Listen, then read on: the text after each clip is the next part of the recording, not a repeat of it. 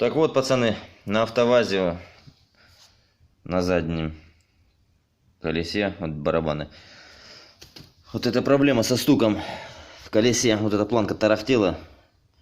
Тут уже мы ее и замотали, чтобы шайбы подлаживали до этого, вот сейчас уже третий раз разобрали. За болты думали, пацан один, потом второй. Да не, болты не могут, не может этого вообще болты, это вот это, что тут смотрите. В общем, вот она вообще сейчас плотно сидит, уже шайбой зажали ее тут. И вот открутили, вот специально посмотреть болт, сразу выкрутили, вот этот секретный болт, он длинный оказался, действительно. И вот он слизанный от ударов. И вот здесь от него тоже отпечатки. Тоже от ударов видно. Вот сейчас поставим покороче, вот нашли. Эти все короткие болты.